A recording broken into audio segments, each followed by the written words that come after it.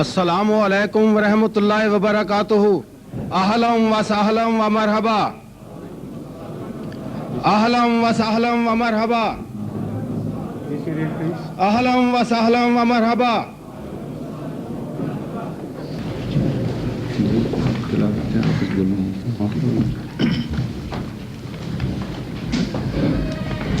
بسم اللہ الرحمن الرحیم. السلام علیکم ورحمۃ اللہ وبرکاتہ. سیدی حضور کی اجازت سے آج کے اس پروگرام کا آغاز کیا جاتا ہے. سب سے پہلے تلاوت کلام پاک ہوگی جو کہ مکرم و محترم حافظ گل محمد صاحب کریں گے. حافظ گل محمد صاحب.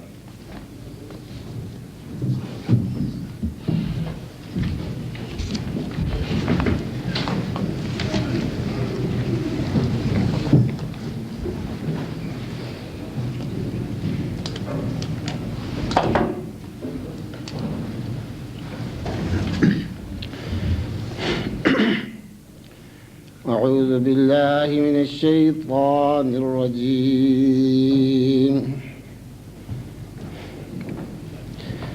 بسم الله الرحمن الرحيم.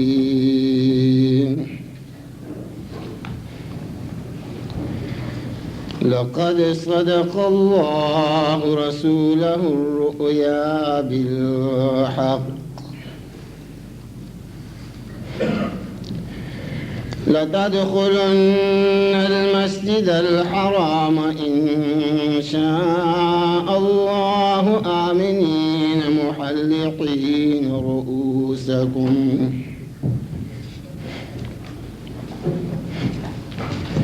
إن شاء الله آمنين محلقين رؤوسكم ومقصرين لا تخافون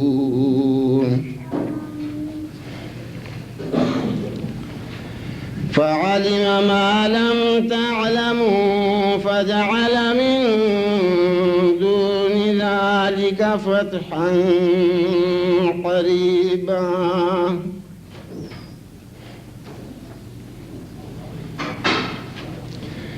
هو الذي أرسل رسوله بالهدى ودين الحق ليظهره على الدين كله وكفى بالله شهيدا.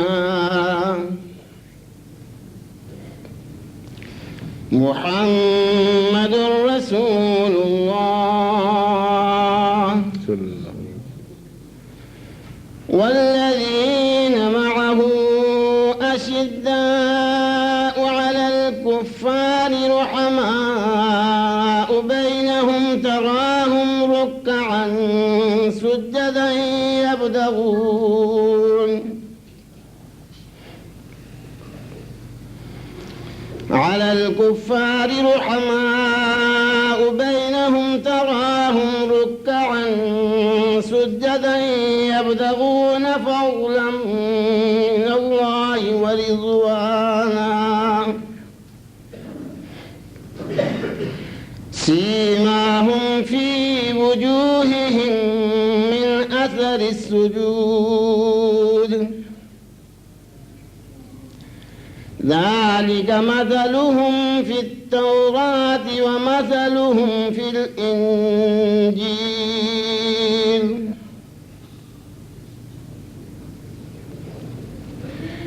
كزرع أخرج شطأه فآزره فاستغلظ فاستوى على سوقه يعجب الزراع ليغيظ بهم الكفار وعد الله الذين آمنوا وعملوا الصالحات منهم مغفرة وأجرا عظيما. آمنت بالله صدق الله العظيم. اب انہی آیات کریمہ کا اردو ترجمہ مکرم محترم مقصود احمد باجوہ صاحب پیش کریں گے اور اس کے ساتھ ہی نارویجن ٹرانسلیشن جو ہے وہ ہیڈ فون کے ذریعے پرووائڈ کی گئی. نارویجن ٹرانسلیشن کا نارویجن میں بھی اعلان کریں. Og norsk, du kan følge med norsk translation med headphone som står på den bord.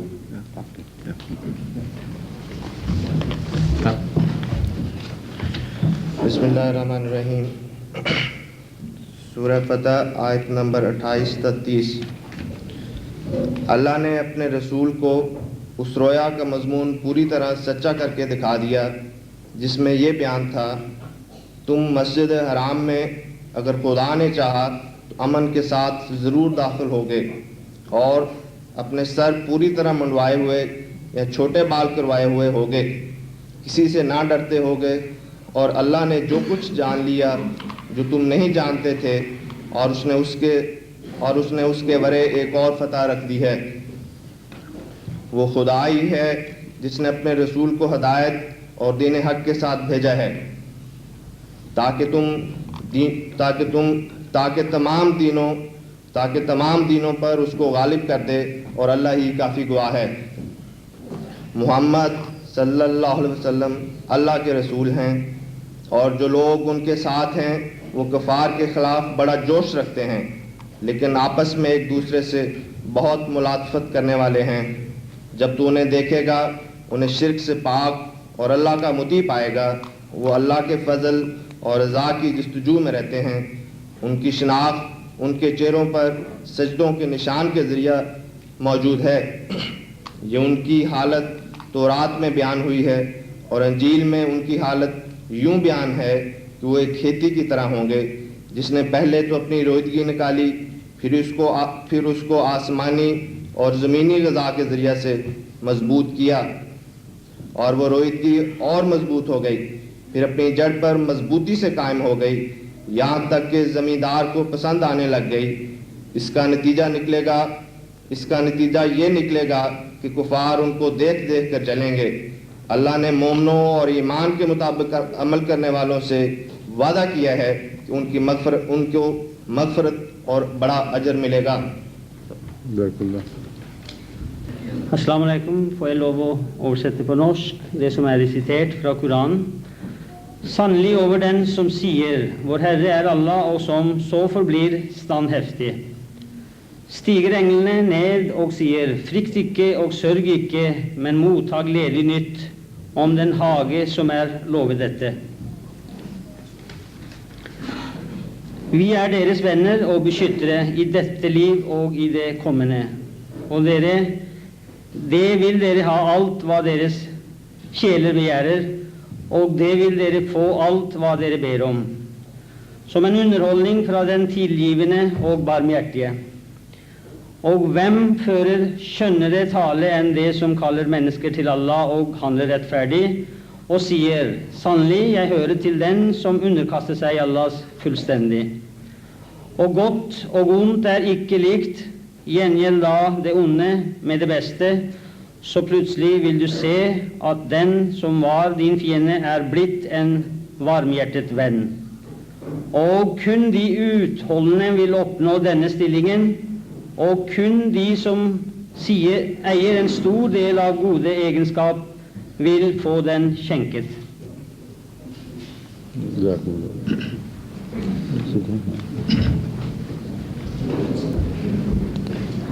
اب مکرم عبد المنعم ناصر صاحب نظم پیش کریں گے. عبد المنعم ناصر.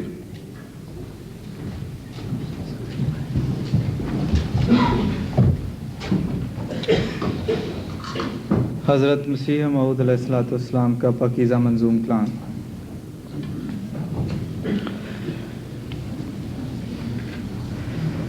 اے خدا اے کار سازو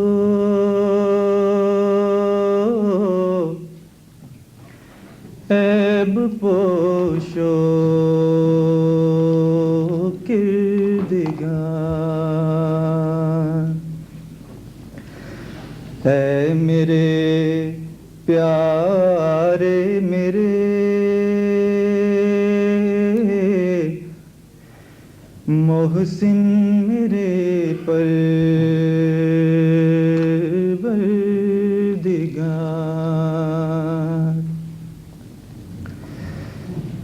کس طرح تیرا کروں اے ذوالمنن شکر و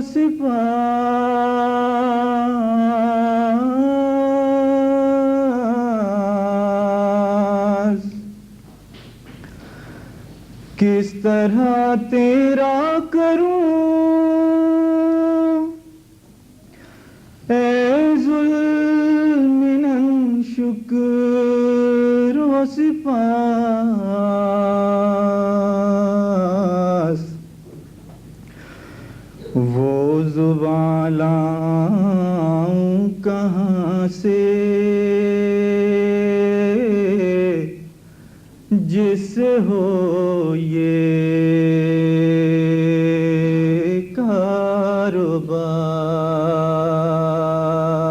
کاروبار وہ زبان لاؤں کہاں سے جس سے ہو یہ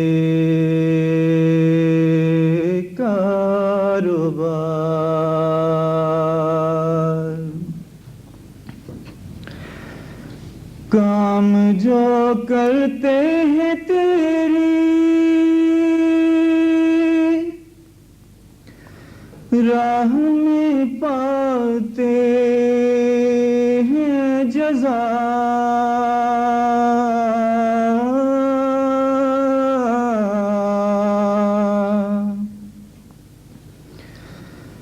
کام جو کرتے ہیں تیری راہ میں پاتے ہیں جزا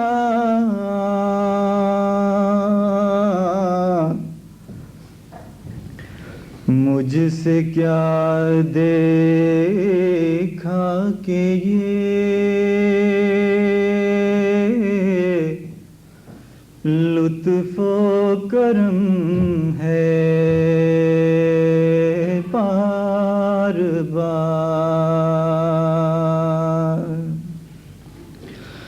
مجھ سے کیا دیکھا کہ یہ لطف و کرم ہے بار بار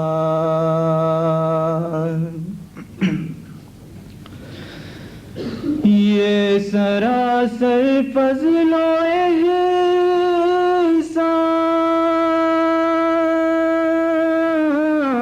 احسان ہے کہ میں آیا پسند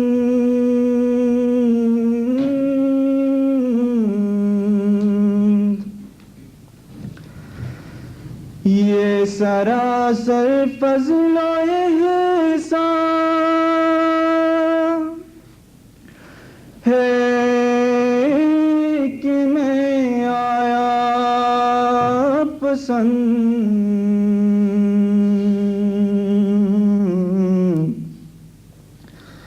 ورنہ درگاہ میں تیری کچھ کم نہ تھے خدمت گزار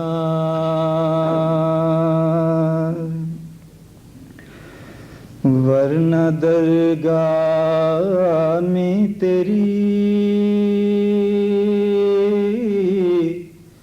کچھ کم نہ تھے خدمت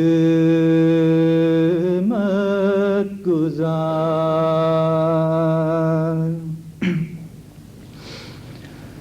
میں تو مر کر خاک ہوتا گر نہ ہوتا تیرا لطف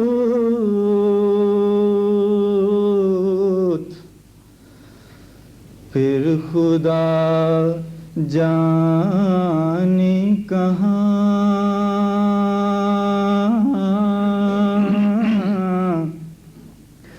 یہ پھینک دی جاتی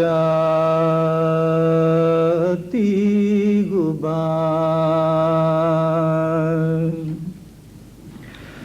پھر خدا جانے کہاں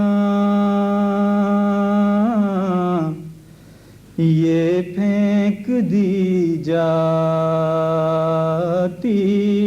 غبار۔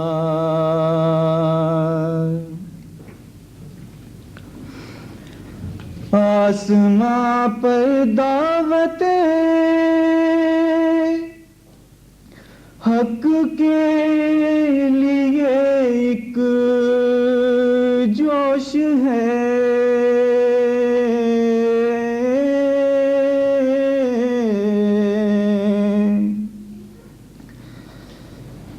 آسماں پر دعوت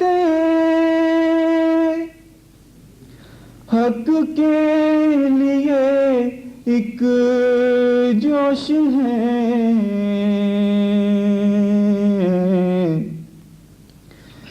ہو رہا ہے نیک طبعوں پر فرشتوں کا اتار، ہو رہا ہے نیک طبعوں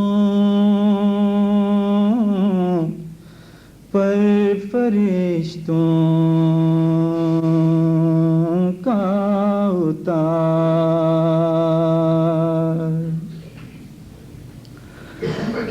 آ رہا ہے اس طرح احرار یورپ کا مزاج،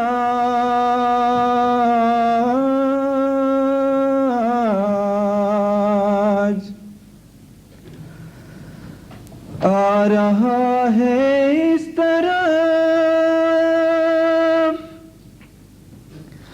احرار یورپ کا مزاج،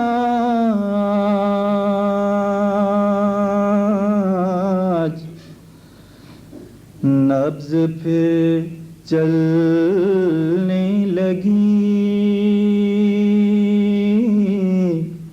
مردوں کی ناگاہ زندہ باد، نبض پھر چلنے لگی مردوں کی ناگاہ زندہ باد،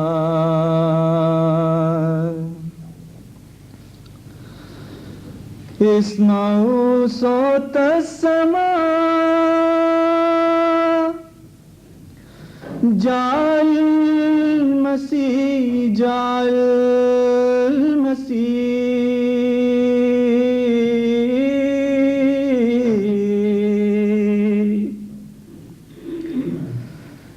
اسمعوا صوت السماء جاء المسیح جاء المسیح،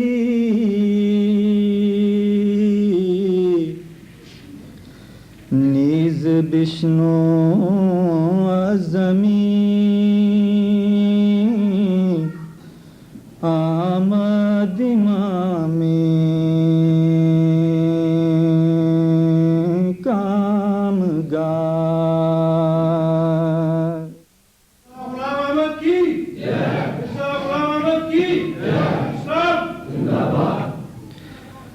نیز بشنو زمین آمد امام کامگار،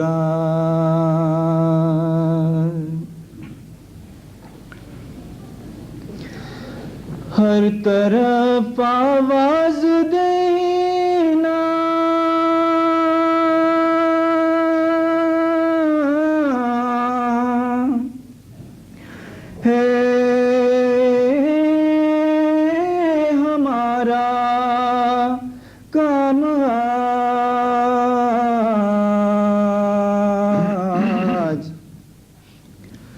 جس کی فطرت نیک ہے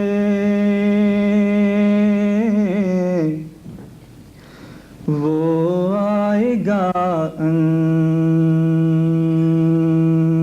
انجام کا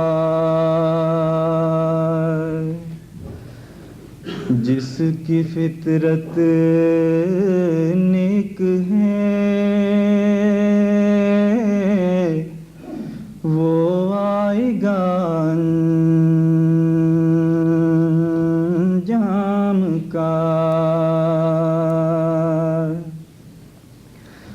اے خدا اے کار سازو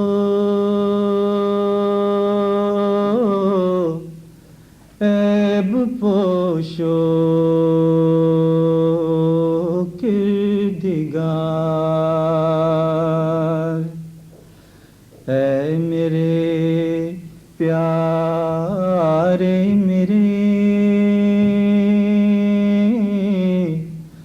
محسن میرے پروردگار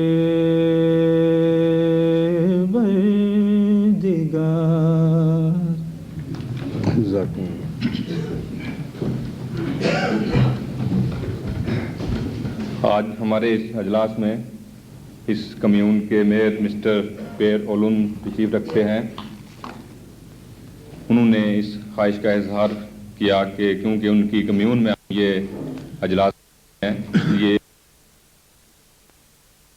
کو خوش آمدید کہیں گے اور اپنی کمیون کی طرف سے نشان پیش کریں گے. میں ان سے درخواست کرتا ہوں کہ وہ تشریف لائیں اور سید حضور کی خدمت میں جو وہ پیش کرنا چاہتے ہیں کمیون کا نشان وہ پیش کریں اور انہوں نے خواہش کی تھی کہ وہ کچھ کہیں گے بھی. نو گیرجے ہوٹل اور ہاریستہ پیرلون واشگو.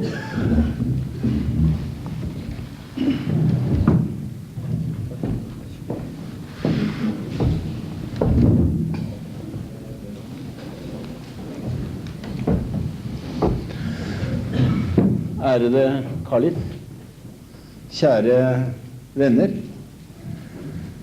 Jeg er overbevist om at dette er en stor dag for dere, men det er det for meg også. Det er nemlig slik at da dere har satt dere til stevne i min kommune, så setter jeg umåtelig stor pris på det. Jeg har hatt den store glede og hilst på den ærede Khalif 2 ganger før, føler at jeg har et visst kjennskap til ham. Jeg skal da få lov å frembringe en hilsen og gi uttrykk for at det er en stor glede at han er her i Lørenskog kommune.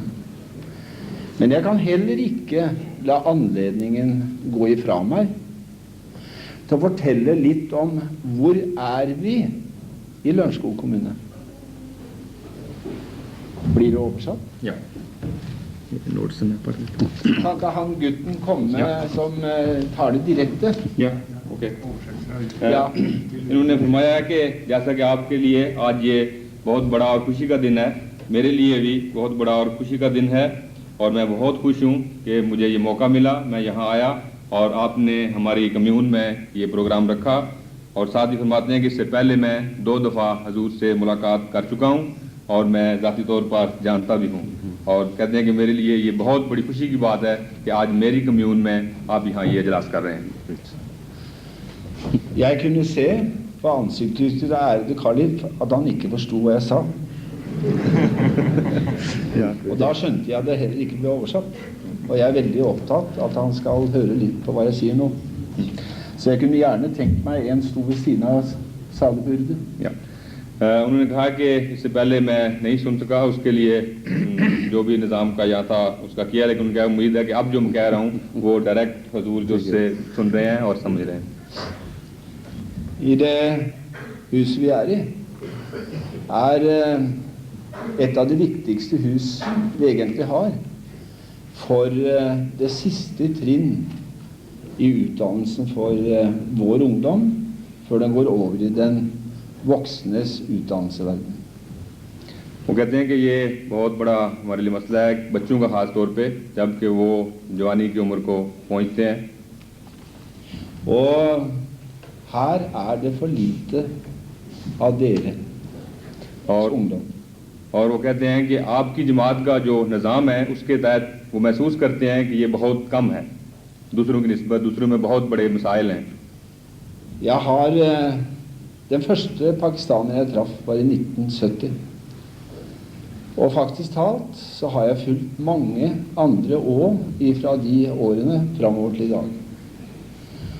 Og det som jeg hadde en liten mistanke om den gang, at vi ikke skulle få en integrasjon som samfunnet vårt trenger, det har slått til.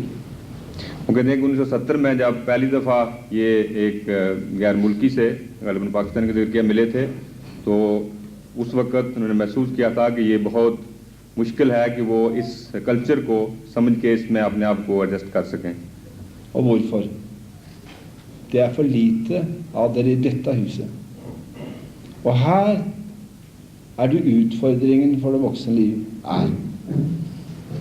Den som kommer ut her, kan gå inn i det norske samfunnet og skape seg hva som helst av utdanning. جہاں تک میں سمجھا ان کا خیال ہے ہمارے جماعت کی طرف اشارہ کر کے کہ یہاں پہ ایسا تربیت کا انتظام ہے کہ ان کے لیے یہاں پہ اس ماحول میں دوسروں کی نسبت بہت آسانی ہے وہ اس میں اپنے آپ کو ایڈجسٹ کر سکیں. Og det, kjære venner, ærede Khalif, den eneste måten vi kan bekjempe de politiske partier som har innvandringspolitikk på dagsorden, men på en slik dagsorden at det ikke plass til det norske samfunn. انہوں نے کہا ہے کہ یہ جو politician آج کل زیادہ اس چیز پہ زور لگا رہے ہیں کہ نارویجن سوسائٹی میں غیر ملکیوں کا رہنا مشکل ہے. Det var kort. Det var kort, ja. Det kan ikke 100%. Selv om det et stortingsvalg, eller parlamentarvalg, Ja. og kanskje ikke dere andre enn som har norsk statsborgerskap kan stemme. Kan få litt hjelp. Kan vende kanskje litt bedre. Kom igjen. Ja. Nå kan du si det. Ja. Han norsk. Han sa, nå kan du si hva du vil. मैंने कहा आप जो मर्जी कहें मैं इंशाल्लाह मुश्किल नहीं होगी जरा थोड़ी मुश्किल आ रही थी. Det helt klart at jeg litt forsiktig.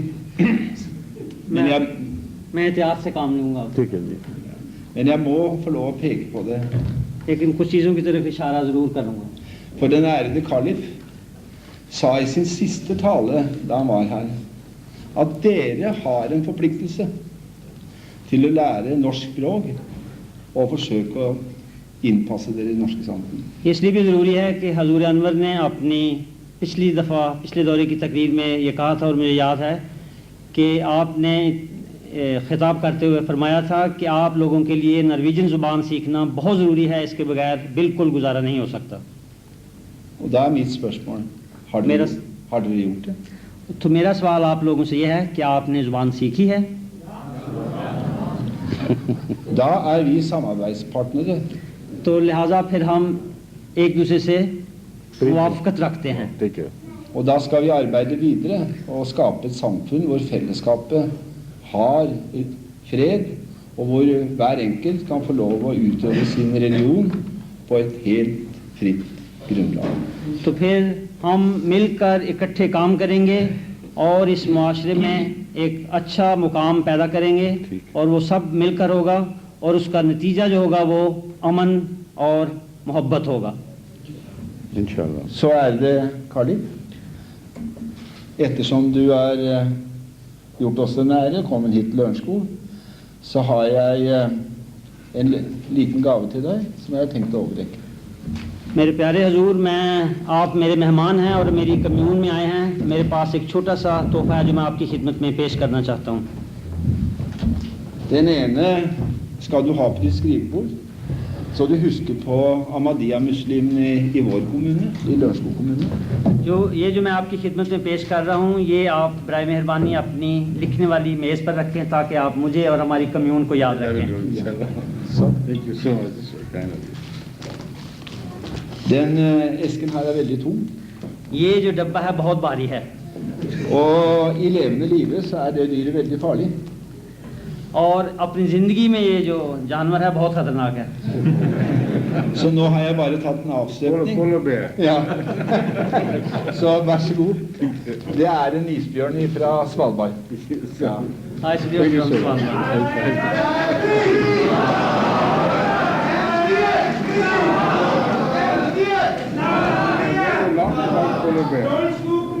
Han har hørt masse om isbjørn. Bare bra om ikke har møtt den. Hvordan av København vil det ligge seg?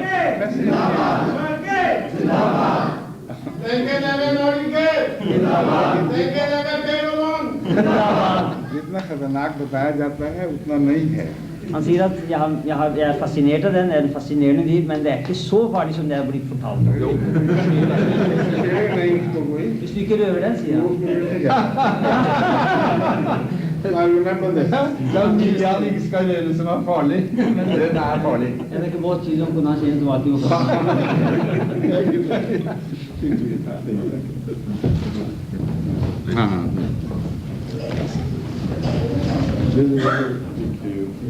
Yes. Thank you.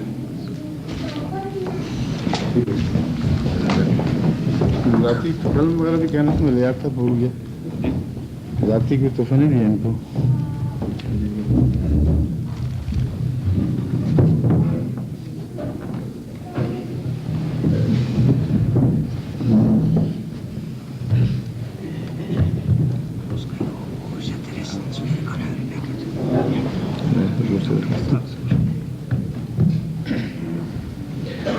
اب میں سیدی حضور کی خدمت میں درخواست کرتا ہوں کہ اپنے خطاب سے نوازیں.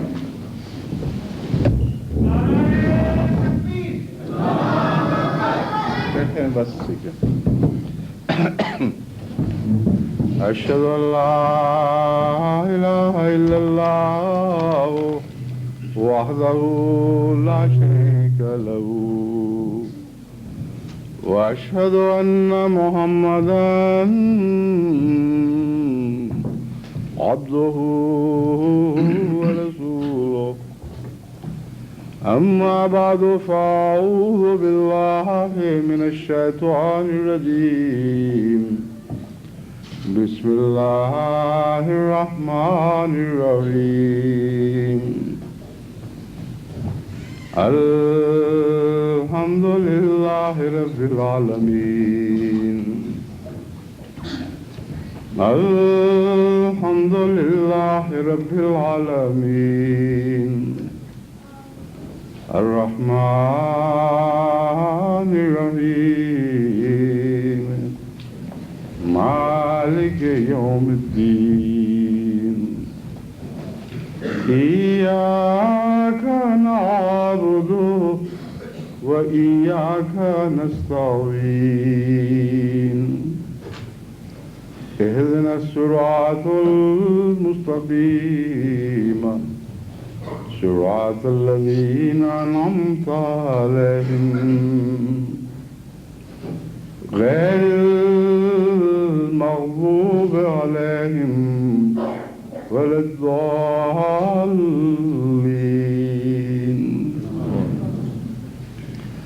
سب سے پہلے تو میں اپنے معزز مہمان اس کاؤنٹی کی میئر کی خدمت میں محبت بھرا سلام عرض کرتا ہوں اور ان کی نہایت ہی عمدہ اس کو ویلکم جس کا ترجمہ خوش آمدید، نہایت ہی عمدہ خوش آمدید اور نہایت ہی عمدہ الفاظ میں مختصر مگر معنی خیز خطاب پر ان کا شکریہ ادا کرتا ہوں اور مبارکباد بھی پیش کرتا ہوں. انہوں نے جو بعض سوال اٹھائے، سب سے پہلے میں انہی کا ذکر، ان میں سے ایک کا خصوصیت سے ذکر کرنا چاہتا ہوں کہ ناروے کی سوسائٹی میں غیر ملکیوں کے متعلق پہ ایک اجنبیت پائی جاتی ہے، اور جب تک غیر ملکی خود آگے قدم نہ بڑھائیں اور اس اجنبیت کو توڑنے کی کوشش نہ کریں، اس وقت تک وہ اس ملک کا ایک جزو لا ینفک نہیں بن سکتے، ایک ایسا جز نہیں بن سکتے جو سوسائٹی کے اندر جذب ہو جائے اور اس کا حصہ بن جائے۔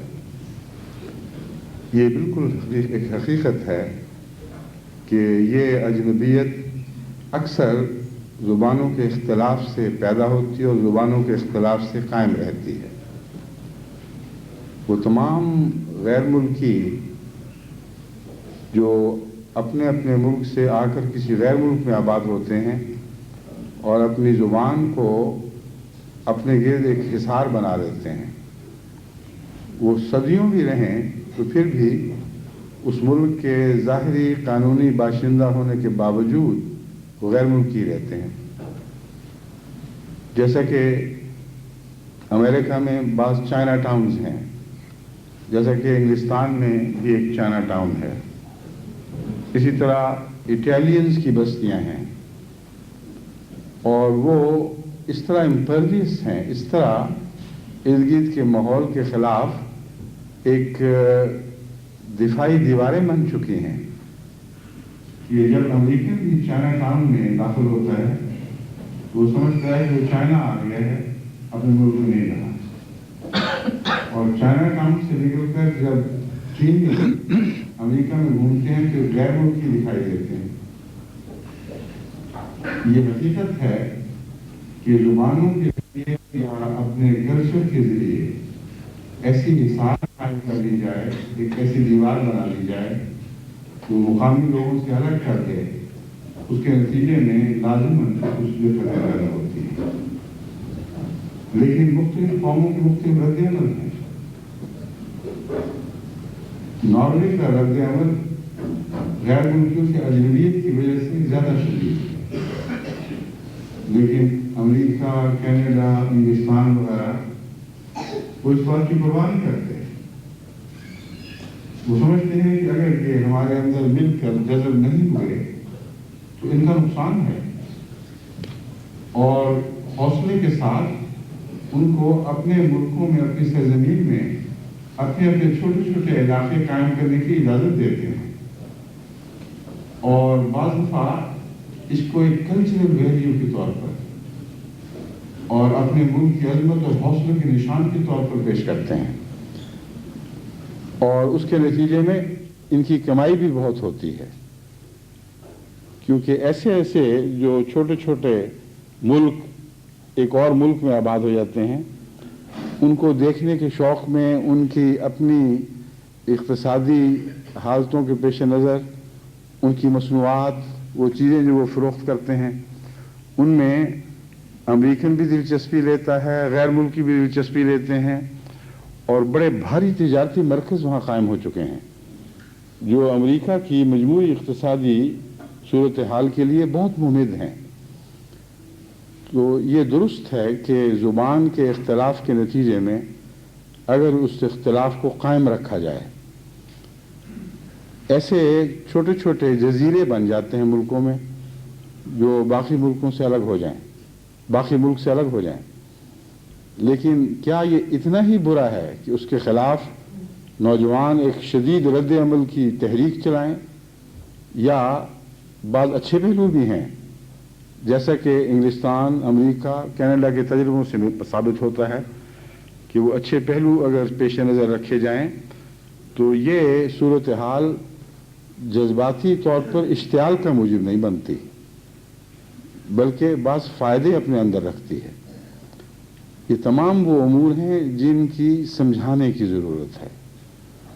یہ مسئلہ ایسا نہیں ہے جس کو قانون سازی کے ذریعے حل کیا جائے، اور میں سمجھتا ہوں کہ بڑی غلطی ہوگی اگر ناروے کے دانشور قانون سازی کے ذریعے زبردستی مختلف لوگوں کو ایملگامیٹ کرنے کی کوشش کریں اور ایک سوسائٹی میں تبدیل کرنے کی کوشش کریں۔ یہ ایسی کوشش ہوگی جیسے پھولوں کے گلدستے کو کسی جادو کے زور سے صرف ایک پھول میں تبدیل کر دیا جائے۔ سوسائٹیاں، سوشل جو نظام اور ان کا ارتقاء، سوسائٹی کا جو ارتقاء ہے وہ ہمیں یہ بتاتا ہے کہ ہر آنے والا اپنے ساتھ اپنے رنگ اور اپنی خوشبوئیں لے کر آتا ہے، اور ہر ملک میں یہ ہوتا ہے اور ہر طرف سے ہوتا ہے۔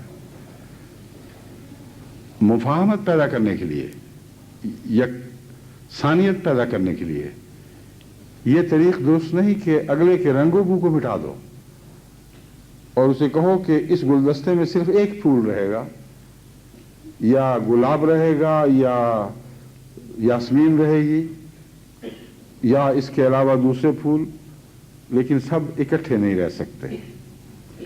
یہ طرز عمل جو طبی سوسائٹی کا ارتقائی عمل ہے اس کے منافی ہے، اور اس سے قوموں کو کوئی فائدہ نہیں پہنچ سکتا۔ اس لیے جہاں تک اس بات کا تعلق ہے، میرا بادب مشورہ ہز ورشپ میئر کو یہی ہے، اور ساری ان کی وساطت سے ساری قوم کو یہی ہے کہ اس پہلو پر بھی نظر کریں۔ لیکن جہاں تک ملکی قوانین کے احترام کا تعلق ہے، یہ ایک الگ مسئلہ ہے۔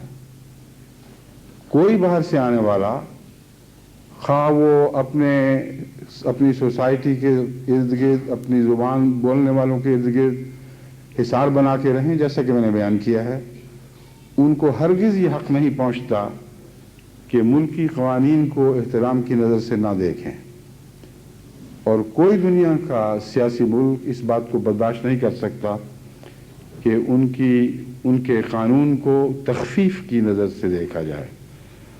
تو اس پہلو سے میرا تمام غیر ملکیوں کو جو اس ملک میں آباد ہوئے ہیں، اور خصوصیت سے ان احمدیوں کو جن کے ساتھ اس ملک نے بہت احسان کا سلوک کیا ہے، ان کو محض اس وجہ سے کہ ان کے اپنے ملک نے انہیں رد کر دیا، انہوں نے دونوں ہاتھوں سے انہیں گلے لگایا اور قبول کیا، اس وجہ سے احمدیوں پر بالخصوص یہ ذمہ داری عائد ہوتی ہے کہ وہ ملکی قانون کا نہ صرف احترام کریں، بلکہ احترام پیدا کرنے کے لیے ان تمام تحریکات کے مددگار بن جائیں جو قانون شکنی کی رو کے خلاف قائم ہو رہی ہیں، اور خصوصیت سے نوجوانوں کو ادب اور سلیقہ سکھانے کے لیے جو بھی اچھی کوششیں ہوتی ہیں، میں سمجھتا ہوں کہ غیر ملکی ان میں اول طور پہ اول صف میں ہونے چاہیے، مگر سب سے زیادہ جماعت احمدیہ کا فرض ہے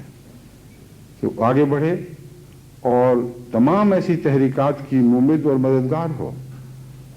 اور یہ اس لیے بھی ضروری ہے کہ اگر جماعت نے ایسا نہ کیا تو یہاں کے دانشور اور قانون دان بعض غلط فیصلے بھی کر سکتے ہیں،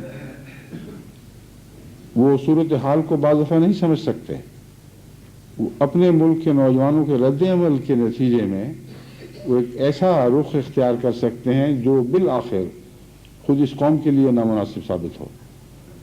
اس لیے تعاون سب سے اہم بات ہے، بہت ہی ضروری ہے کہ تعاون میں جماعت احمدیہ کے جوان، بوڑھے، عورتیں اور مرد، سب بچے بھی آگے بڑھ کر ان کے حضور اپنی خدمتیں پیش کریں اور ان کو مشورے دیں، ان کو سمجھائیں کہ اصل مسئلہ کیا ہے۔ جہاں تک زبان کا تعلق ہے، جیسا کہ میں نے اپنے گزشتہ خطاب میں ذکر کیا تھا، جس میں محترم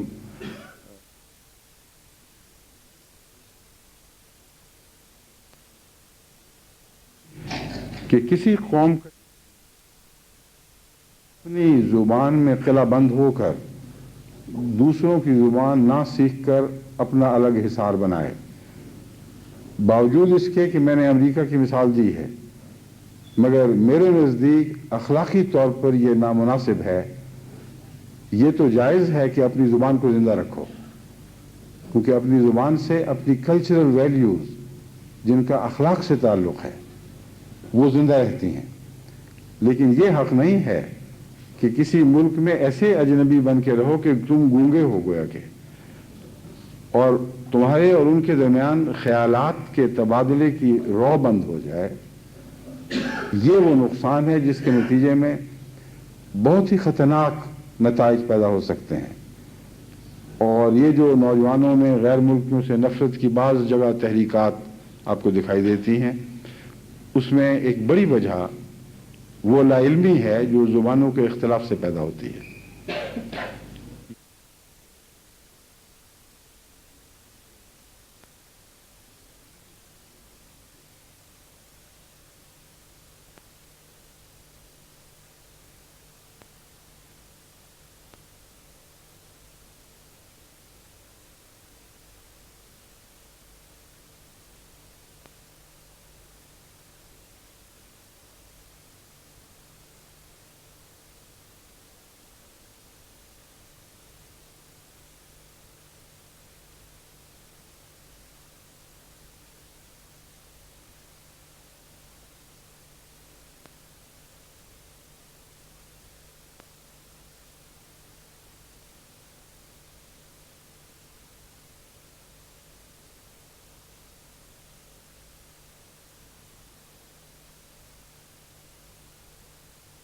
اور یہ صرف ناروے نہیں بلکہ تمام دنیا کی جماعتوں کا حال ہے.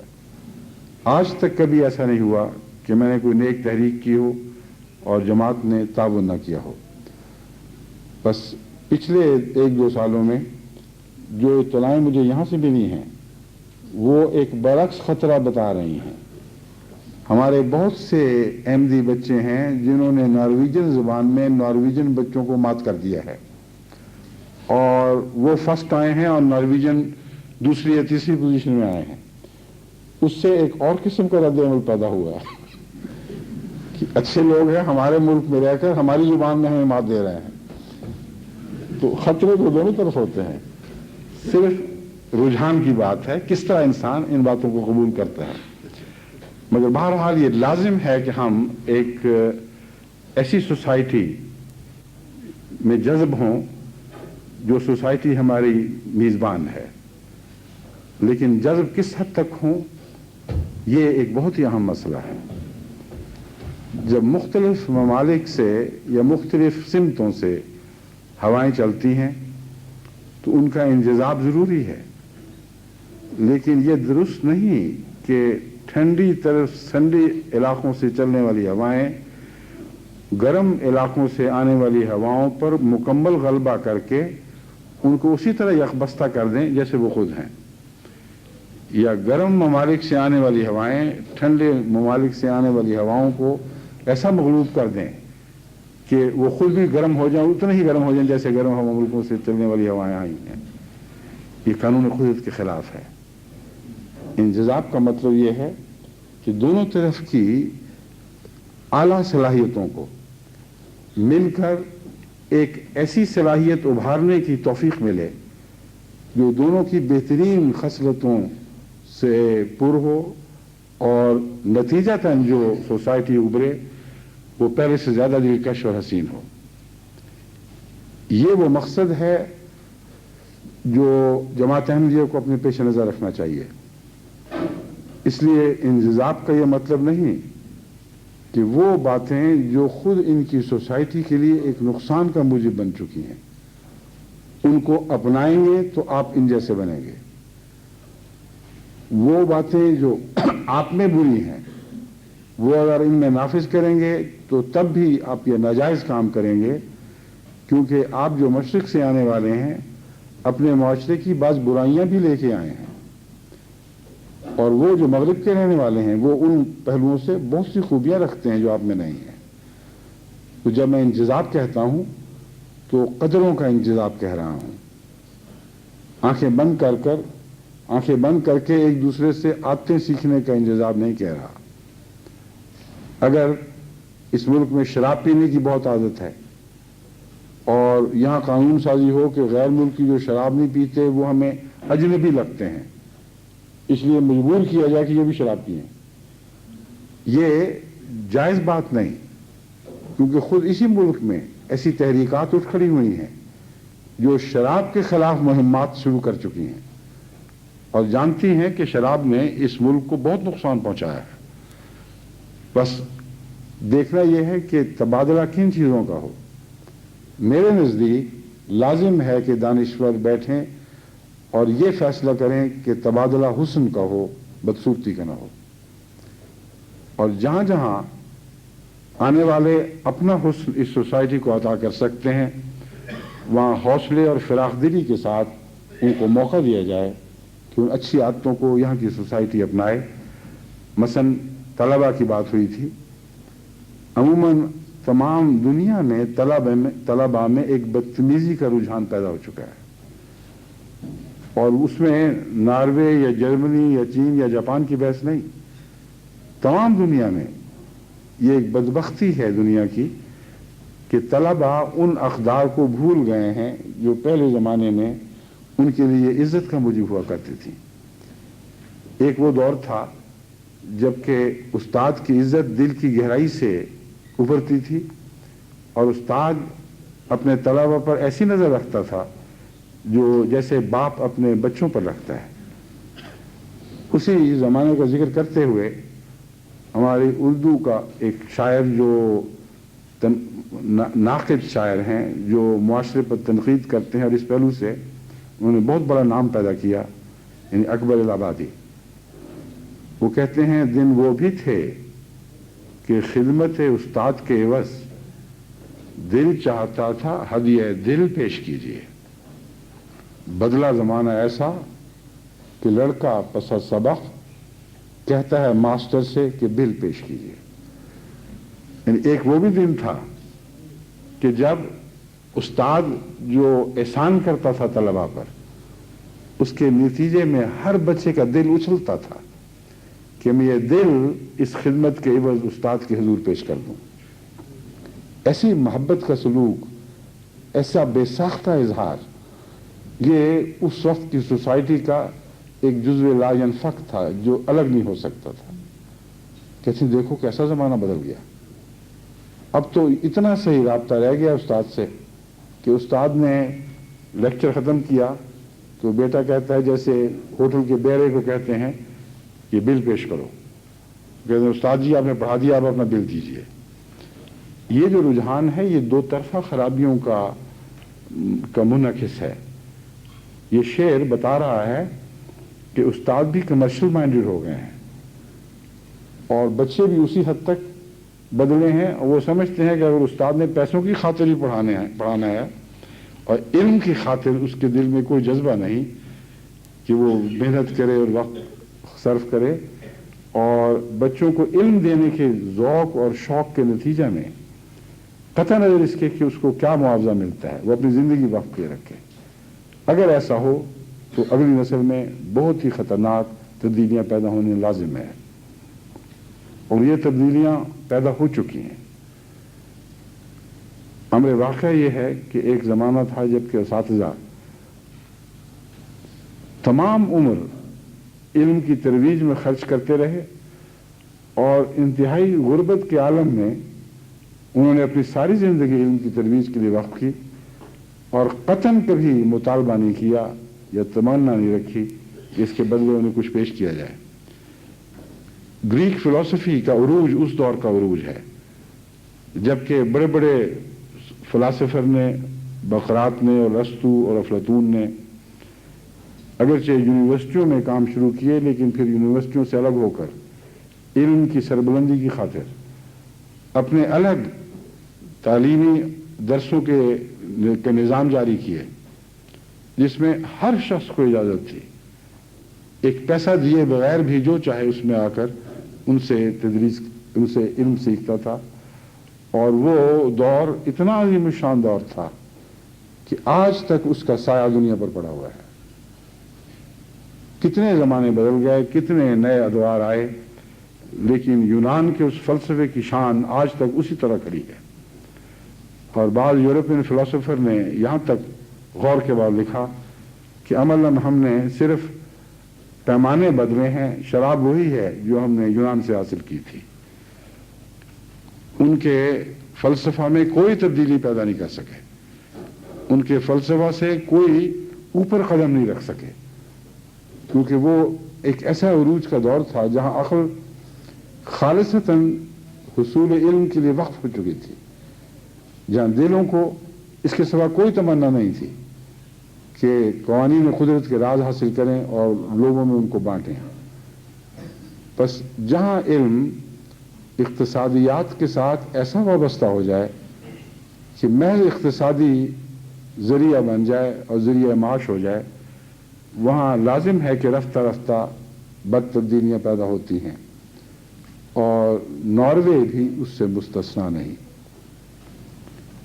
یہ تبدیلیاں بڑھتے بڑھتے ایسے خطرناک مسائل پیدا کر دیتی ہیں کہ جن کے نتیجے میں بعض سوسائٹیاں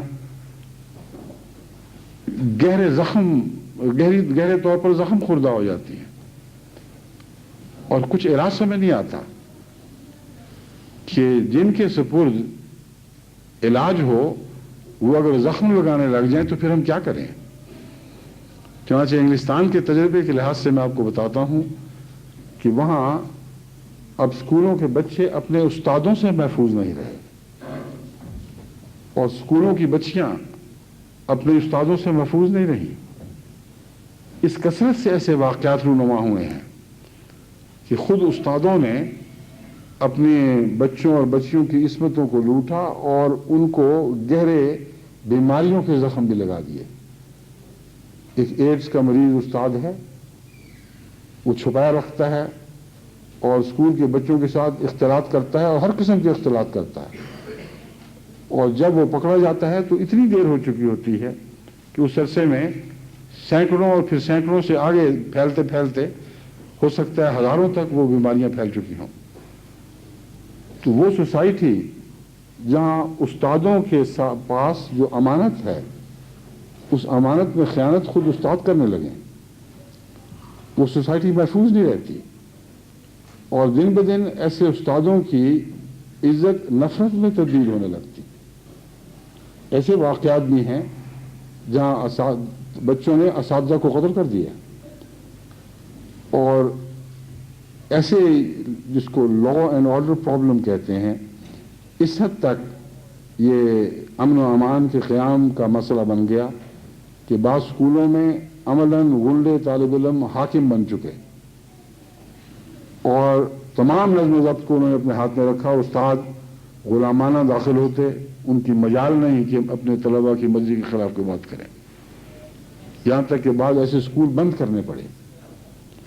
یہ رجحانات ایسے ہیں جن رجحانات میں جماعت احمدیہ جس ملک میں بھی ہے اس میں ہر ملک کی غیر معمولی خدمت سر انجام دے سکتی. آج ایک جماعت احمدیہ ہے جو ان اعلیٰ مثالی اقدار کی محافظ ہے، اور احمدی بچوں اور دوسروں میں ایک نمایاں امتیاز پیدا ہو چکا ہے. یہ باادب ہیں اس لیے کہ گھر میں بھی باادب ہیں، اور ادب گھر سے شروع ہوتا ہے. اگر گھر میں ادب نہ ہو تو یہ بچہ کبھی بھی اسکول میں ادب کا مظاہرہ نہیں کر سکتا. بس ساری تہذیبی جو ساخت ہے اس پر نظر رکھنی ہوگی، اور تمام ایسے مسائل جو ملکوں کو تنگ کرتے ہیں اور اگر وہ وقت پہ توجہ نہیں دیں گے تو بڑھتے چلے جائیں گے، اور اس خودسری کے نتیجے میں، اس باغیانہ رویے کے نتیجے میں علم کو جو نقصان پہنچتا ہے وہ تو ہے، امن عامہ کو بہت نقصان پہنچتا ہے. اور ایسے دور میں ڈرگ ایڈکشن کا سلسلہ بڑھتا چلا جاتا ہے، یہاں تک کہ حال ہی میں انگلستان کی ایک رپورٹ میں، جو پولیس کی رپورٹ تھی، اس میں ظاہر کیا گیا کہ باقاعدہ اسکولوں میں ڈرگ ایڈکشن بنانے کے لیے ایسے مافیاز قائم ہو چکے ہیں اسکولوں اور کالجوں میں، یونیورسٹیز میں، کہ ان کے مقابلے کی کسی کو طاقت نہیں. چھوٹے چھوٹے معصوم بچوں کو بھی، جن کی عمریں ابھی بلوغت کو نہیں پہنچی، یعنی 8، 9، 10 سال کے بچوں کو، ان کو خصوصیت کے ساتھ اس میں استعمال کیا جا رہا ہے، کیونکہ اگر وہ کسی جرم میں پکڑے بھی جائیں تو قانون ان کے لیے نرم گوشہ رکھتا ہے. اس لیے اگر وہ ڈرگ ایڈکشن میں کسی وقت خطرہ ہو کہ وہ پکڑے جائیں گے تو وہ قتل بھی کر سکتے ہیں، اور ان کا قتل جو ہے وہ بغیر سزا کے چلا جائے گا، کیونکہ کہیں گے چھوٹی عمر کا بچہ ہے. اس کی وجہ سے اب یہاں تک سوچ اس فکر پیدا ہو چکا ہے کہ یہ سوچ رہی ہے قوم کہ جو سزا کی عمر ہے بچوں کی اس کو اور نیچے کیا جائے، اور اس عمر سے جس عمر سے وہ فائدہ اٹھاتے رہے ہیں ان کو مزید فائدہ اٹھانے نہ دیا جائے، ورنہ معاملہ ہمارے ہاتھ سے نکل جائے گا۔ یہ وہ خطرناک صورتیں ہیں جو ایک معاشرے کا عمومی حصہ بن گئی ہیں، اور آزادی کے نام پر اور انفرادی آزادی کے حق کے قیام کی خاطر اس وقت دنیا کی اکثر سوسائٹیاں جرم کی پشت پناہی کر رہی ہیں، یعنی مجرم کو فائدہ پہنچ رہا ہے آزادی ضمیر کے نام پر، اور معصوم شہری سب سے زیادہ نقصان اٹھا رہا ہے۔ بس اس پہلو سے جماعت احمدیہ کا فرض ہے، اور ناروے کی جماعت کو میں خصوصیت سے یہ تاکید کرتا ہوں کہ یہ جو فاصلے بیان کیے جاتے ہیں، جو دیواریں حائل ہو جاتی ہیں، یہ چونکہ ناروے میں زیادہ خطرہ ہے، اس لیے اتنی ہی زیادہ شدت کے ساتھ ان دیواروں کو پھلانگ کر ان کے دلوں کو فتح کریں، اپنا صحیح تعارف ان کو پیش کریں، اور امر واقعہ یہ ہے کہ آپ کے لیے اس کے سوا کچھ نہیں کرنا کہ اپنے چہروں سے نقاب اٹھا لیں۔ آپ کے گھر، آپ کے معاشرے کے اندر جو دلکش روایات قائم ہو چکی ہیں، جو ہمیں اپنے اندرونی معاملات میں، اپنے نظم و ضبط میں دکھائی دیتی ہیں اور دل اشش کر اٹھتا ہے، ایک بیرونی سوسائٹی میں بغیر کسی دباؤ کے اعلیٰ اخلاقی قدروں کو قائم رکھنے والی نئی نسل پیدا ہو رہی ہے۔ وہ اچھے کاموں کے لیے وقت خرچ کرتے ہیں اور وہی ان کی جزا ہے۔ ناروے کے متعلق میں نے خصوصیت سے جماعت کی تعریف میں مختلف خطبات میں ذکر کیا، اور سب سے زیادہ جو چیز میرے دل پر اثر انداز ہوئی وہ یہی تھی کہ کالج جانے والی اور اسکول جانے والی بچیاں، کالج جانے والے اور اسکول جانے والے لڑکے، بجائے اس کے کہ وہ گلیوں میں پھریں اور ایک وقتی لذت کی تلاش میں دنیا کو لذتوں سے محروم کریں اور سوسائٹی کو مجروح کریں، وہ لوٹتے ہیں علمی خدمات کے لیے، وہ گھروں میں بیٹھتے ہیں یا مسجد میں اکٹھے ہوتے ہیں، اپنے خرچ پر آتے ہیں، اور کام کیا کر رہے ہیں؟ کسی اچھی کتاب کا ترجمہ ہو رہا ہے، کسی اور مضمون پر جس کی قوم کو ضرورت ہے اس پر آپس میں مل کر تیاریاں کرتے ہیں، زبانیں سیکھتے اور زبانیں سکھاتے ہیں، احمدیہ انٹرنیشنل نیشنل ٹیلی ویژن کے لیے پروگرام بناتے ہیں، اور اس کام میں وہ ایسی لذت محسوس کرتے ہیں کہ زیادہ سے زیادہ بچے ان میں شامل ہونے کے لیے درخواستیں کرتے ہیں۔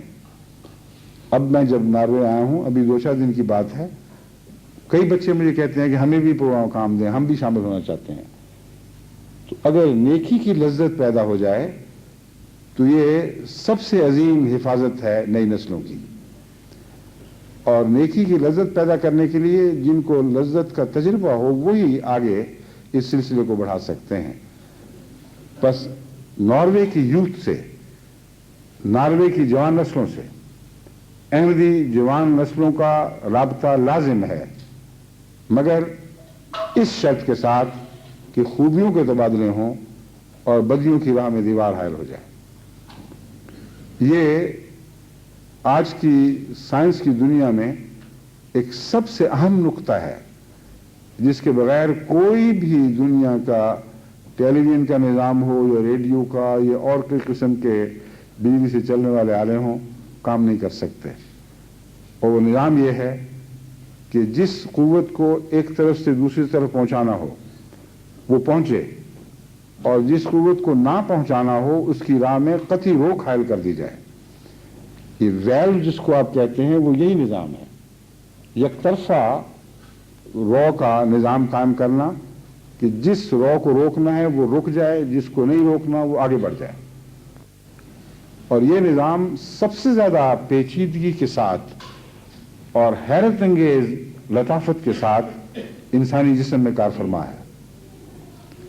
اس پر آپ غور کریں تو عقل دنگ رہ جاتی ہے، اور اس کا ذکر میں خصوصیت سے اس لیے کر رہا ہوں کہ ناروے کی سوسائٹی میں ان باتوں کا علم لازم ہے، کیونکہ ناروے کی سوسائٹی میں جو نوجوانوں میں گہریت پھیل رہی ہے ان کو خدا کی طرف لانے کے لیے نہ قرآن کا پیغام کام آئے گا نہ بائبل کا، کیونکہ نہ ان کو قرآن میں دلچسپی ہے نہ بائبل میں ہے۔ اگر کام آئے گا تو وہ مضمون جو خود ان کا مضمون ہے اس رستے سے داخل ہوں، جو رستوں کے لیے انہوں نے دروازے کھول رکھے ہیں۔ بس علمی جستجو کے ذریعے آپ کو معلوم ہونا چاہیے کہ خدا کی ہستی کے ثبوت کس کثرت کے ساتھ لامتناہی طور پر ہر انسان کے اپنے وجود میں کار فرما ہے، اور وہی ثبوت ہیں جو انسان کے اندر کام کر رہے ہیں۔ وہ ثبوت تب بنیں گے اب انہیں غور کر کے باہر نکالیں، ورنہ خاموش اور گونگا گواہ تو کوئی بھی قیمت نہیں رکھتا۔ ہیں تو ثبوت، لیکن جب وہ پیش ہوں گے تب وہ دلائل بنیں گے، تب وہ قوم کی حالت تبدیل کریں گے، اس کے بغیر تو بیکار ہیں۔ صرف ایک نفس انسانی کا مطالعہ اس غرض سے کہ دانشوروں کو بتایا جائے، سمجھایا جائے کہ تم کن چیزوں سے آنکھیں بند کیے بیٹھے ہو، اور غور کر کے سوچ کے بتاؤ کیا اندھا ارتقاء از خود یہ باتیں پیدا کر سکتا ہے؟ ایک انسانی خلیے کی بات ہے، خون کی خلیے کی بات ہے۔ اب اس کی تفاصیل میں تو میں نہیں جا سکتا، مگر اشارتاً آپ کو بتانا چاہتا ہوں کہ ہمارے تمام سائنس کے طلباء جو ہیں ان کا فرض ہے کہ اپنے علم کو خدا کی خدمت میں تبدیل کریں، اور ایسے ڈائلاگ میں اپنی یہاں کی نوجوان نسلوں کو خدا کی ہستی کے ثبوت مہیا کریں، جو ڈائلاگ ان کی عقل اور فہم کے مطابق ہے، جسے وہ سمجھ سکتے ہیں۔ اگر نشاندہی کریں تو وہ ان کے دل پر اثر انداز ہو سکتا ہے۔ ہر جسم میں جو خون کا سرخ ذرہ ہو یا دوسرا، خصوصیت سے میں سرخ ذرے کی مثال رکھتا ہوں، جو ٹریلینز ہوں گے ہر انسان کے جسم میں، ہر خون کا ذرہ جو ہمارے خون کے پانی میں معلق ہے، یہ خیال کر لینا کہ بس صرف ذرہ ہے اور معلق ہے اور از خود کام چل رہا ہے، یہ بڑی سخت نادانی ہے۔ بڑے گہرے مسائل وابستہ ہیں اس سے۔ ہر خون کا ذرہ جو خون کے پانی میں یا لیکوڈ میں، مائع میں معلق ہے، اگر اس کے اندر باہر کا پانی داخل ہو جائے تو وہ ذرہ زندہ نہیں رہ سکتا، اور لازم ہے کہ کچھ چیزیں باہر سے ضرور اندر بھیجی جائیں اور اکثر چیزیں روک دی جائیں۔ یہ بڑا مسئلہ ہے۔ کوئی دنیا کا سائنسدان جو اس مسئلے کو سمجھتا ہے وہ یہ نہیں کہہ سکتا کہ ارتقاء سے یہ آہستہ آہستہ پیدا ہوا، کیونکہ ایک مکمل نظام ہے۔ زندگی چل ہی نہیں سکتی جب تک یہ نظام پہلے قائم نہ ہو، اور وہ نظام یہ ہے کہ ہر زندگی کا خلیہ، جس کو ہم سیل کہتے ہیں، ریڈ سیل، ریڈ بلڈ کارپسل، اس کے ارد گرد ایک دوہری تہ ہے، اس کی حفاظت کے لیے قائم کی گئی ہے، اور وہ دوہری تہ ایسی ہے جس کے نتیجے میں آسموٹک پریشر ناکام ہو جاتا ہے اور باہر کا پتلا پانی اس سیل کے اندر کے گاڑھے مواد میں داخل نہیں ہو سکتا، پوری طرح محفوظ ہو جاتا ہے۔ وہ ایک ذرہ بھی پانی کا اس دوہرے لپٹ کو، جس کو لپٹ سے بنا ہوا ہے، خول جو دوہرا خول ہے، اس میں داخل نہیں ہو سکتا، اتنا محفوظ بنایا گیا۔ لیکن اندر لازم ہے کہ کوئی چیز داخل ہو، ورنہ وہ خون کا ذرہ زندہ کیسے رہے گا؟ اس کو توانائی کی ضرورت ہے، اس کو شوگر کی یعنی میٹھے کی ضرورت ہے، اس کو اس انسولین کی ضرورت ہے جو میٹھے کو توڑے گی اور طاقت میں تبدیل کرے گی، اسے اس آکسیجن کی ضرورت ہے جس کے بغیر اس کی زندگی کا عمل جاری نہیں رہ سکتا، اسے سوڈیم کی ضرورت ہے، اسے پوٹیشیم کی ضرورت ہے۔ یہ ساری چیزیں کیسے اس میں داخل کی جائیں گی؟ اب دیکھیں کائنات کا یہ جو خدا تعالیٰ نے ایک ذرے کی حفاظت کا اور اس حفاظتی پردے سے کے باوجود ضرورت کی چیزوں کو وہاں تک پہنچانے کا انتظام فرما رکھا ہے۔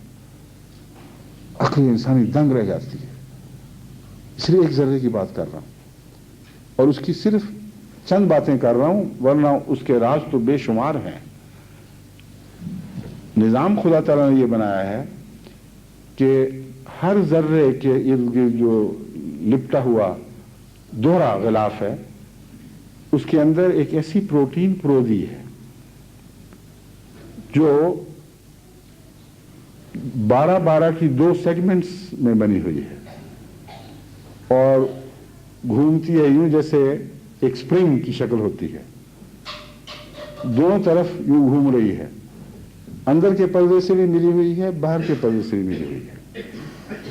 उसका एक हिस्सा वो है जो पानी के लिहाज से इम्परवियस है, वो इजाजत नहीं देता जाने की। एक हिस्सा वो है जो पानी को खींचता है,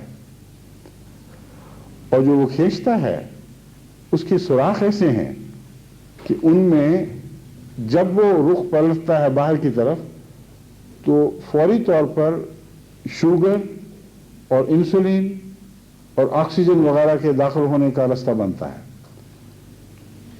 और जब वो अंदर पहुंचता है तो वो रुख पलटता है और अंदर खुलिए को वो डिलीवर करता है, और वो हिस्सा जो पानी को रोकने वाला है वो बाहर का रुख इख्तियार कर जाता है। और इस तरह उलटने पुलटने में ये जो तफसील मैं आपको ज़ुबानी बता रहा हूँ कि टेक्निकल नुक्ता निगाह से मुमकिन है खाम हो, मगर नतीजा वही है जो मैं आपके सामने रख रहा हूँ। एक सेकंड में ये अमल इतनी दफ़ा होता है कि तकरीबन 1 लाख ज़र्रे शुगर के वो खून के खलिए में पहुंच जाते हैं और उसकी वेस्ट प्रोडक्ट को बाहर निकालने का इंतजाम है। सोडियम जितना चाहिए उसके लिए उतने बड़े सुराख रखे हुए हैं कि सोडियम दाखिल वहां से हो सके। उसकी रफ्तार क्या होनी चाहिए उसको कंट्रोल किया गया है, और पोटेशियम की जितनी मिकदार चाहिए उसके सुराख मौजूद हैं। जायद हो तो उसको बाहर निकालने का इंतजाम मौजूद है। यहां तक कि सेल के अंदर जितना सोडियम और पोटेशियम होना चाहिए वो सेल के बाहर से बिल्कुल मुख्तलिफ है। अंदर अगर सोडियम पोटेशियम की ज्यादा जरूरत है तो बाहर सोडियम की ज्यादा जरूरत है, और ये निस्बत है, और ये जो तबादले का निजाम है उस निस्बत को 100% कायम रखता है, कभी उसमें तब्दीली नहीं आने देता। अगर तब्दीली आएगी तो ऐसे मरीज खून के कैंसर के मरीज हो जाएंगे, उनका दिफाई निजाम नाकाम हो जाएगा। तो कानून कुदरत ने ऐसे बारीक शवाहिद खुदा की हस्ती के हमारे सामने रखे हैं जो हमारी और नॉर्वेजियन और दूसरी यूरोपियन एडवांस कौमों के दरमियान कदर मुश्तरक के तौर पर ये वो जुबान है जो हम भी जानते हैं, और ये वो जुबान है जो ये समझते हैं, लेकिन इनके साइंसदान, इनके पढ़ाने वाले आंखें बंद करके इन बातों से गुजर जाते हैं और कभी वो नतीजा नहीं निकालते जो खुदा की तरफ इशारा करने वाला हो। ये हजरत मसीह मौऊद अलैहिस्सलाम का काम था इमाम के तौर पर कि आपने वो जमात पैदा की जो उंगलियां उठा रही है खुदा की तरफ और क़वानीन कुदरत के शवाहिद के हवाले से उठा रही है। हजरत मसीह मौऊद अलैहिस्सलाम फरमाते हैं, क्या जब तूने हर एक जर्रे में रखे हैं खवास, कौन पढ़ सकता है सारा दफ्तर इन असरार का। चश्मे मस्ते हर हंसी हर दम दिखाती है तुझे, हाथ है तेरी तरफ हर बेसुए खमदार का। ए खुदा, तूने जर्रात में खवास कैसे रख दिए, ऐसे हैरत अंगेज हैं कि कोई दुनिया में ऐसा नहीं जो हर जर्रे में जो खवास हैं उनका दफ्तर पढ़ सके। और यही हकीकत है जो साइंसदान आज दुनिया के सामने पेश कर रहे हैं। कहते छोटे से छोटे जर्रे में ऐसे असरार हैं कि जब हमने मुताला शुरू किया तो हम समझते थे हमने इस जर्रे पर फतह हासिल कर ली, इसको चारों तरफ से घेर लिया, लेकिन जब मुतालिया किया तो उसके पस से पर्दा और मतालिब का जहान दिखाई दिया। ऐसी सरजमीन नजर आई जिसमें अभी तक हमने कदम नहीं रखा था, और जब वहां कदम डाले और घूमे और फिरे और गोया उस नई सरजमीन को भी फतह याद हो गया, तो उसके परे और जहान खुलते हुए दिखाई दिए। ये सिलसिला खत्म ही नहीं हो रहा। नीचे की तरफ हरकत करें तो वहां भी खत्म नहीं हो रहा, ऊपर की तरफ हरकत करें वहां भी खत्म नहीं हो रहा। पहले सूरज की अजमत के कायल हुए, फिर निज़ाम शमसी को बहुत अजीम समझा, फिर सितारों के निज़ाम को, अपनी गैलेक्सी को समझा, सब कुछ यही है। फिर और गैलेक्सियाँ दरियाफ्त हुई, फिर गैलेक्सियों से परे भी कुछ चीज़ें दरियाफ्त होने लगी। तो जहाँ तक बैरूनी सफ़र का ताल्लुक है, लामुतनाही है, इतना वसी हो चुका है सफ़र कि अगर शुआ के कंधे पर सवार होकर, रोशनी के कंधे पर 1,86,000 मील फी सेकंड आप सफ़र करें तो आपको 20 अरब साल चाहिए, 20 बिलियन ईयर्स, इस कायनात के किनारों तक पहुंचने के लिए।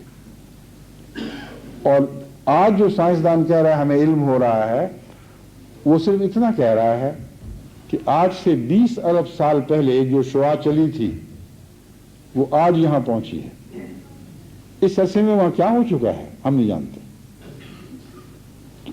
ऐसी वुसअतें हैं खुदा की कायनात में, और ऐसा निज़ाम है अंदरूनी कि वुसअतों पर नजर रखें तो भी लामुतनाही, जर्रों की खबर करें तो हर छोटे से छोटा जर्रा जो इनके इल्म के दायरे में नजर आने लगा, उस पर गौर किया तो उससे पीछे एक और जर्रा भी निकल आया, उससे पर एक और जर्रा भी निकल आया। और अब जर्रों की माहियत को समझने के लिहाज से अमलन मखबूतुल हवास हो चुके हैं कि इसके मतलब क्या करें, बसीनो जो है उसकी सिफात क्या है। अब हम हिसाब की रूप से तो पता कर सकते हैं, मगर इस वक्त हमारे पास ताकत नहीं कि हम किसी आले के जरिए उसका जायजा ले सकें। तो यहाँ की दुनिया, नॉर्वे की दुनिया इल्मी दुनिया है, और मजहब और इल्म मुतसादिम नहीं है, बल्कि मजहब और इल्म दोनों एक दूसरे के साथ चलते हैं, दो टांगों की तरह हैं, दो बाजुओं की तरह है। यही वो हकीकत है जो आपने इनके सामने पेश करनी है। अगर इस तरह पेश करें, यानी खुदा की तरफ बुलाएं और गहरी हकीकतों की तरफ बुलाएं, अपने गिल्दो पेश का शऊर बेदार करने की तरफ तवज्जो करें, तो ये मुतालिया खुद इतना लज्जत वाला है कि इसके बाद ये जो दुनिया की लज्जतें, नाच गाना, पॉप म्यूजिक, ड्रग्स वगैरह, उनकी कीमत ही कोई नहीं रहती। दुनिया के चोटी के साइंसदान वो हैं जो अपने किरदार के लिहाज से बेहद मुअज़्ज़ज़ हैं। उनको कोई भी दिलचस्पी इस बात में नहीं कि दुनिया कैसे नाच रही है और कैसे गा रही है। उनमें तो ऐसे भी हैं जिनको खाने की भी होश नहीं रहती। न्यूटन अपने के कोई भी ऐसा नहीं आया कि रात के 12 बजे मुझे अपनी लेबोरेटरी में ना सुनाई दिए हों। 12 बजे का घंटा हमेशा उसने अपनी लेबोरेटरी में सुना है। किस बात ने उसको बांध रखा था उस लेबोरेटरी से? सिर्फ इल्म में। इल्म अपनी जात में एक जजा है और हैरत अंगेज जजा है। तो हम ये तो नहीं कहते कि इस सोसाइटी को आप कहें कि तुम बोर हो जाओ, तुम हर किस्म की लज्जतों की पैरवी छोड़ दो और मौलवी बन के बैठ जाओ एक जगह।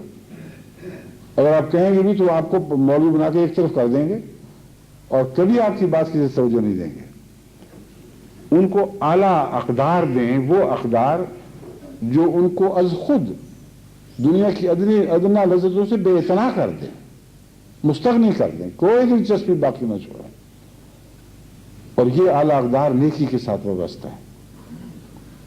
खिदमत खल्क़, बनी नौ इंसान की सच्ची हमदर्दी, ज़रूरतमंद की ज़रूरत पूरा करना, गरीबों की हाजत रवाई, ये अमूर एक दायरे से ताल्लुक़ रखते हैं। उसमें भी आगे बढ़ें और इनको साथ शामिल करें और इनके साथ शामिल हों। इनमें बड़े बड़े ऐसे इदारे हैं जो हर वक्त खिदमत पे मामूर हैं, उनके दस्तो बाजू बने। और इल्म का ज़ौक़, जो सच्चा इल्म है, जिसको कुरान करीम उल अलबाब का इल्म कहता है, वो खुदा पर ईमान लाने वाले जो खुदा की कायनात के मुतालिया के वक्त कभी भी खुदा को उससे अलग नहीं कर सकते, उसके राज पढ़ते हैं तो उनके जहन खुदा की तरफ मुंतकिल होता है। रातों को जब इल्म की बातें सोचते हुए सोते हैं तो बेकरार होकर उनके पहलू बिस्तर से उठ अलग हो जाते हैं और खुदा को याद करते हुए उठते हैं और कहते हैं, खुदा तूने ये चीज़ें बातिल पैदा नहीं की, हैरत अंगेज हिकमत और फ़लसफ़ा है जो इन सब चीज़ों में ऐसा रसा हुआ है जैसे फ़िज़ा के अंदर मुख्तलिफ़ किस्म की खुशबुएँ, मुख्तलिफ़ किस्म के असरात रस बस जाते हैं, उसका एक जुज़ बन जाते हैं, उनको अलग नहीं किया जा सकता। इसी तरह कायनात में और कायनात के निज़ाम में अल्लाह ताला की हस्ती की यादें हैं जो बसी हुई हैं। और इस मुल्क में तो हुस्न भी बहुत है। कुदरत ने ऐसा हुस्न से इस मुल्क को नवाजा है कि दुनिया में उसकी शाज़ी कोई मिसाल हो, वरना ये कहना मुबालगा नहीं होगा कि शायद दुनिया में नॉर्वे जैसे हुस्न की कोई मिसाल ना हो। जिस तरह मुसलसल सैकड़ों मील तक, हजार मील से ज़ायद उस सफर के दौरान एक जगह ऐसी दिखाई जैसे देती जिसे आप बदसूरत कह सकें। एक ऐसा स्पॉट नहीं मिलता जिसे आप समझें कि इससे रिमूव कर दिया जाए तो खूबसूरती में इजाफा होगा। हमने जो सफर नॉर्थ केप की तरफ किया था, बिला मुबालगा 600 मील मुसलसल मैं अपने बच्चों को ये चैलेंज देकर साथ बिठा कर चला था कि कहीं तुम्हें कोई बदसूरत चीज दिखाई दे तो मुझे जरूर बताना। और मुसलसल 600 मील जो आहिस्ता सफर था वो जागे रहे, कुछ 14 घंटे का सफर, एक मिनट के लिए नहीं सोए क्योंकि नाज़ ने सोने नहीं दिया।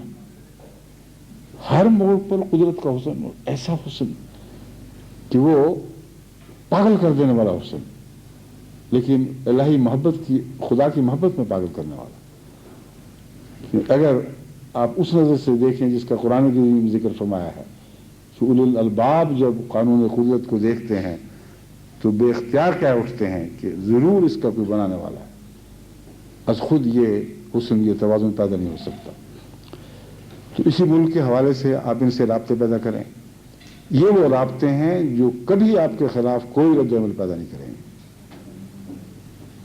जितना आप ये अपना तारुफ इन कौमों से करवाएंगे उतना ही ये आपकी आशिक होती चली जाएंगी।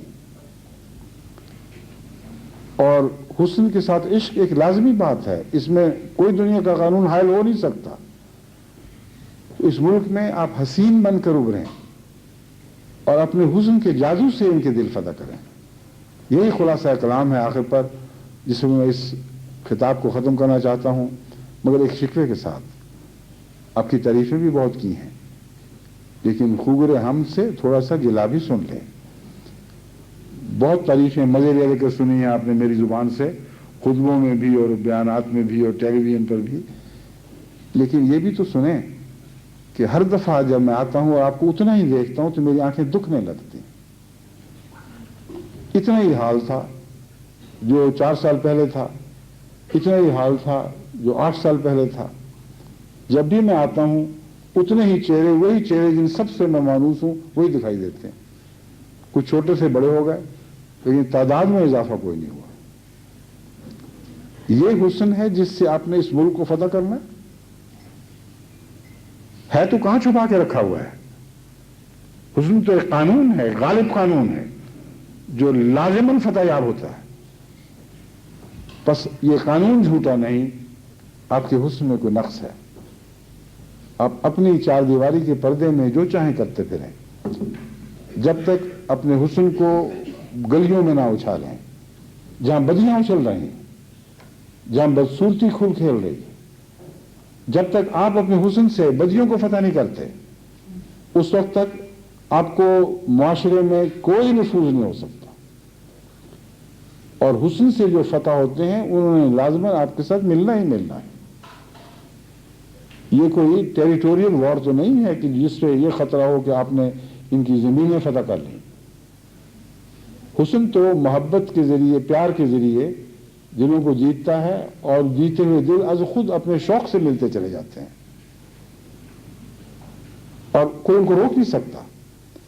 तो इस पहलू से आप अपने किरदार का मुताला करें और आपकी जमात को सर जोड़ कर बैठना चाहिए और सोचना चाहिए कि कब तक आप मेरे साथ ये सलूक करेंगे कि हमेशा जब मैं आऊं इस उम्मीद से लेके आऊं कि अब मैं जमात को नशोनुमा पाते देखूंगा और वही हाल पूरा आ रहा हो जो पहले पूरा आ रहा था और शायद उससे ज्यादा खाली हो। तो आप अंदाज़ा करें कि इससे मुझे कैसी तकलीफ पहुंचती होगी। मेरे दिल में अल्लाह ताला ने जमात की मोहब्बत माँ से ज़्यादा बढ़कर पैदा की है। ऐसा इश्क डाल दिया है कि बाद में मैं हैरान हो जाता हूँ कि कैसे मेरे दिल में ताकत है कि इतनी मैं मोहब्बत को बर्दाश्त कर जाऊँ। और वही हाल मेरा है जैसे एक माँ एक बच्चे को देखे कि 2 साल पहले के जो कपड़े थे अब भी उसे वही पूरे आ रहे हैं, 4 साल पहले के जो कपड़े थे अब भी वही पूरे आते हैं। मैं तो होम्योपैथी करता हूं, मुझे पता है कि उन माओं के कर्ब का क्या हाल होता है। बात रोती है, बिलखती है, खुदा के लिए मेरे बच्चे का कुछ करे। उतना का उतना है जो 2 साल पहले मैंने देखा था, उससे आगे बढ़ ही नहीं रहा, और ये गम उनको खाया जाता है। उस वक्त मैं सोचता हूं कि इस माँ को क्या पता कि उससे ज्यादा मैं इस जज्बे को समझ रहा हूं, उससे ज्यादा मैं तकलीफ उठाता हूं। जब बाज़ जमातों को मुट्ठी की तरह बंद देखता हूं और उनमें आगे बढ़ने की नशो-नुमा की ताकत दिखाई नहीं दे रही होती, उसी तरह है जैसे स्टिंटेड ग्रोथ के नतीजे में बौने रह जाते हैं। बौनों के अंदर भी खूबियां तो होती हैं, जरूर होती होंगी, आप में भी हैं जिनका मैं एतराफ़ करता हूं, मगर नशो-नुमा की फिक्र करें। कब तक इस मुल्क में एक छोटे से बौने की सूरत में जिंदा रहेंगे? आपका कद बढ़ेगा तो याद रखें इस मुल्क का कद बढ़ेगा, क्योंकि इस मुल्क को अखलाकी ताकतों की जरूरत है जिसके बगैर इस मुल्क की मजीद आला नशो-नुमा मुमकिन नहीं है। बहुत सी खूबियां खुदा ने इनको अता फरमाई, मगर इनके अखलाक को जो नई नस्लों की तरफ से खतरा लाक हो रहा है, उसे रोकने के लिए, उस खतरे को बजाय नशो-नुमा रोकने के ऐसी खूबियों में तब्दील करना हमारा फ़र्ज़ है जिससे इनकी रूहानी, अखलाकी, इल्मी और इक़्तिसादी नशो-नुमा बड़ी तेज़ी से आगे बढ़ने लगे। एक बौने का क्या काम है, क्या मजाल है कि वो हाथी की फिक्र करे? ये तो आपके मुकाबले पर एक हाथी से भी बहुत ज़्यादा है।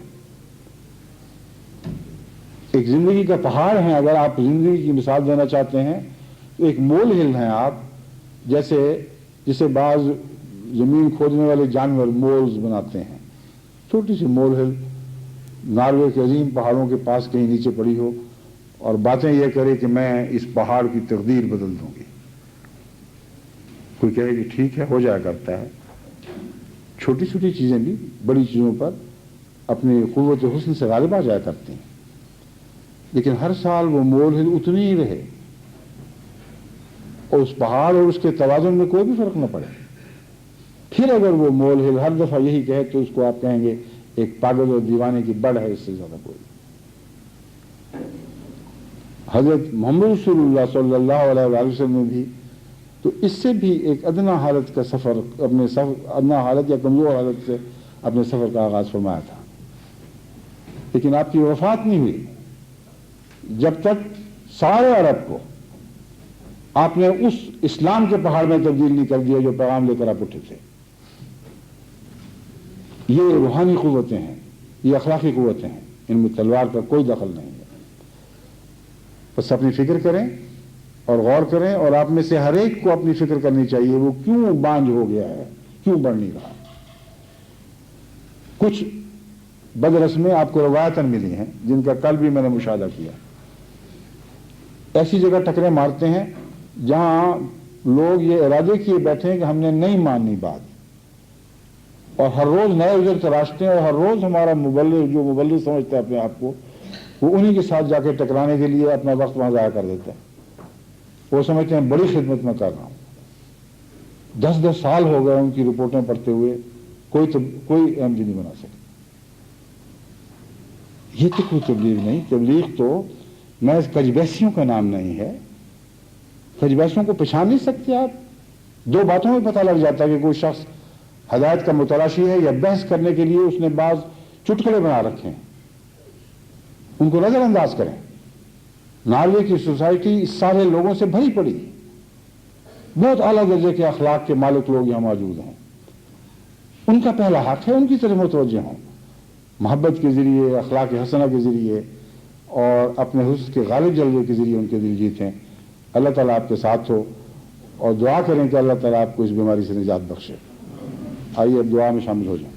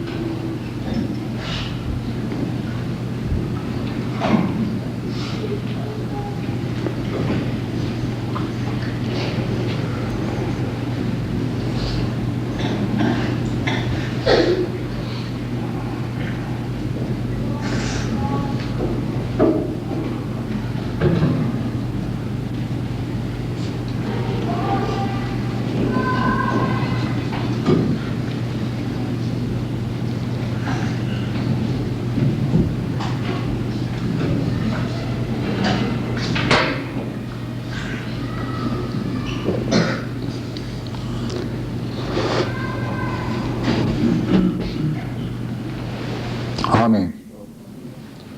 السلام علیکم ورحمۃ اللہ وبرکاتہ.